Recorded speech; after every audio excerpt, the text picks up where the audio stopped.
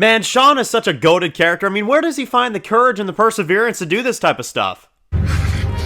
He takes one more step, he dies! Josephine! Carve, don't! Stop! Jensen, name? pull the trigger! Josephine! Well, he learns from the best.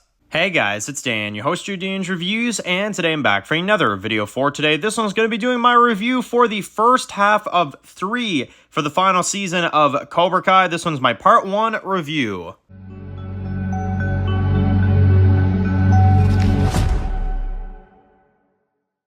Alright guys, this one's going to be doing a review today. This one's going to be doing a review for Cobra Kai. This one's going to be doing my review for Season 6, Part 1 of 3. So, just got done watching the first 5 episodes of the final season. Obviously, this is a longer season. We have 15 episodes, 5 in each. So, November 15th, which they made sure to announce at the end of episode 5, is going to be Part 2.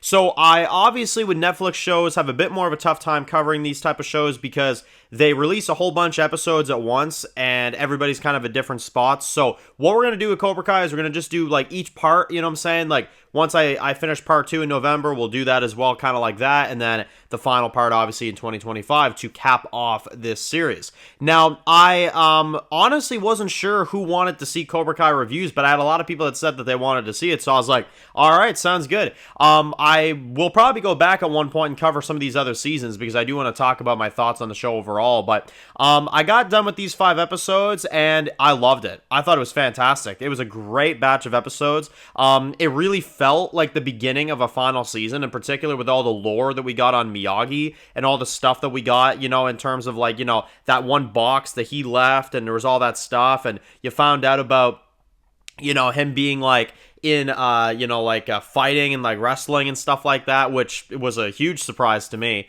Like boxing and stuff, you know, like we didn't know any of that about Miyagi, and we also know that he has a brother now too, so like they really went into it, and we kind of got more lore on Miyagi and his character overall, which I thought was pretty cool to see, you know. But yeah, that was one thing that I thought was really cool, that really standed out to me in these 5 episodes, is how much lore they gave Miyagi and how much more you kind of find out about him, you know. Now, one thing I thought was really interesting about the way that they did these 5 episodes is that you've got, of course, Daniel, Johnny, and Chosen, which are doing their thing. They're getting ready for that big tournament, obviously, that they're getting ready to do, right? And it's like the biggest one in the world, you know, at the moment. And then you've got the stuff with Kreese out there in Japan, which I thought was awesome. That was an awesome plot. So you're kind of switching back and forth between the two. Now, for the Kreese stuff, here's what I'd say about it, is that it was really cool. You know, we got to meet a kind of a new, you know, sensei, kind of a, what I would consider kind of a new villain, because, I mean, he literally was treating, you know, Terry Silver and, you know, Kreese kind of like shit back in the day, which we see through flashbacks. And we find out that this guy's still alive, you know, and I don't know about you guys, but when I saw this guy, he kind of reminded me of like almost like an evil Miyagi or something. Like, I don't know what it is. Like, he felt almost just as skilled as Miyagi too. Maybe not quite, but he felt like an evil Miyagi to me is what he felt like.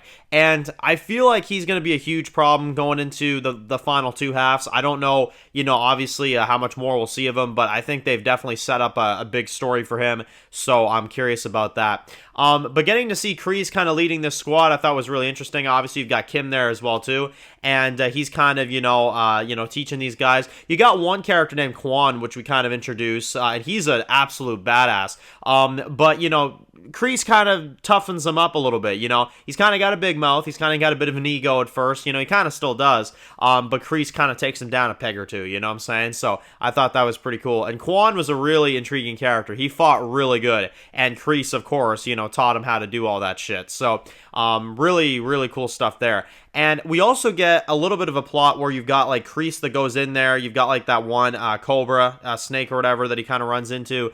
And he gets bit by it, which I was insane, trying to, you know, prove himself and stuff like that, right? And we got a bit of a hallucination that we see as well, where he actually, like, takes down Johnny Lawrence. Like, he actually kills him and stuff, which was crazy. I don't know if that's, like, trying to symbolize something. I mean, if that's where this is going, that'd be insane. But that is most of the stuff with Kreese. I thought the Kreese stuff was awesome. Admittedly, it's my favorite stuff of the season so far. I really liked what they were doing with it. I really liked the build-up, and I liked, what they kind of did with Kreese as a sensei there and stuff. I thought it was really cool. And obviously, he can't go back into the States because obviously what happened last season, obviously he broke out of jail, so, he's down there right now, and he can't go back. But he does return to the States, which we'll talk about that later, but let's talk about the stuff back at home. So everything is peaceful now. Obviously, after what happened with Terry Silver last season, they're kind of thinking like, okay, everything's good, But one of the things we see in the first episode is like there are still tensions kind of running high,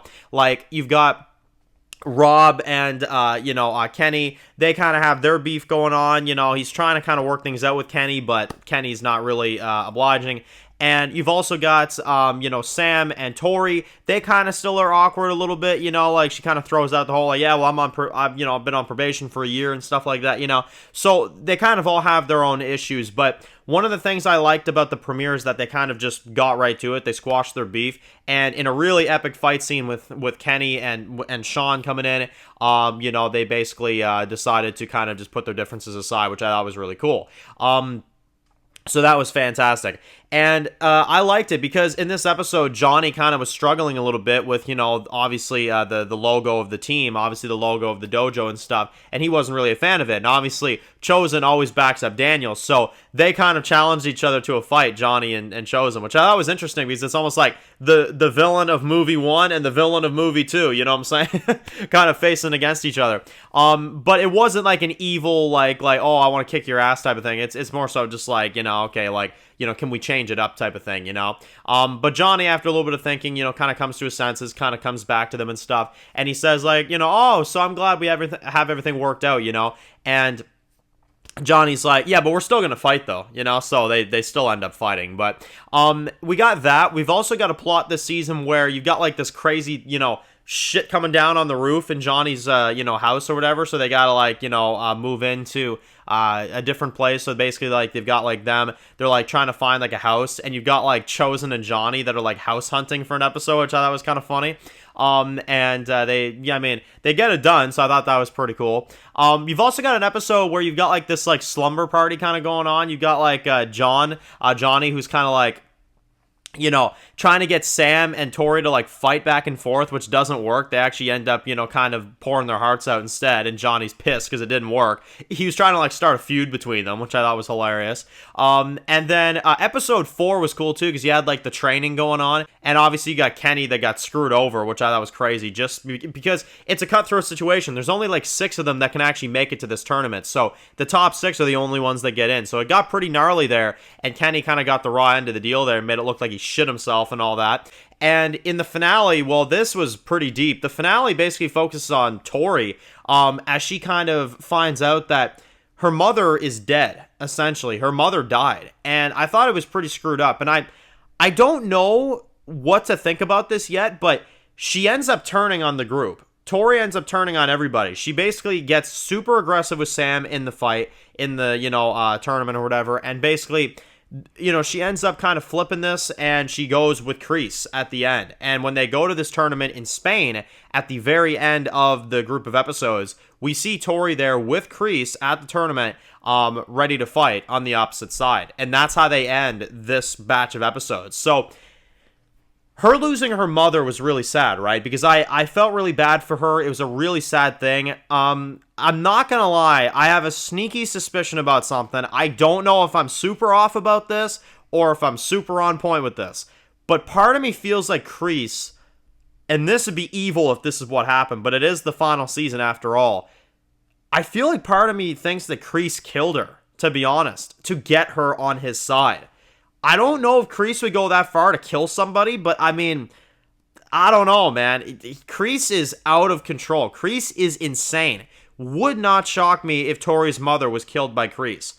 Just saying. I honestly, that's a theory I kind of have. But anyway, Tori goes with Kreese, and basically, it's his champion, I guess. That's what she is. It's his champion. So, yeah, no, that was insane. It was actually kind of trippy seeing Kreese back in the U.S., too, a little bit there briefly to kind of talk to her. But he was serious. He really wanted her on his side, so I guess he got her. But, yeah, no, Really good batch of episodes, really good episodes overall. I would say this, kind of first half, I'd give it a 9 out of 10. I thought it was really good. There's only, I'd say, a couple flaws for me. Like, again, Tori flipping was kind of frustrating at the end. I'm kind of through with her going back and forth, you know what I'm saying? Episode 4, I felt like could have used a bit more of that Kreese plot. I felt like that one was kind of a little, it was just kind of there. But overall, I give it about a 9, maybe 9.5, you know what I'm saying, for the half. It was really good. It was a really good half, really enjoyable stuff, really good first half. Really felt like the beginning of the end, too, so I give them a lot of props for that as well, too. So, anyway, guys, that's my thoughts on the first half of the final season of 3 of Cobra Kai. Thank you all for watching. If you're new to the channel and you enjoy videos like this, make sure to click the subscribe button to miss any of the videos for Cobra Kai. Be sure to follow me at Dan's Reviews Official on Instagram, guys. And of course, I'll see you guys very soon for more videos for Cobra Kai. Enjoy the rest of your day, guys, and peace out.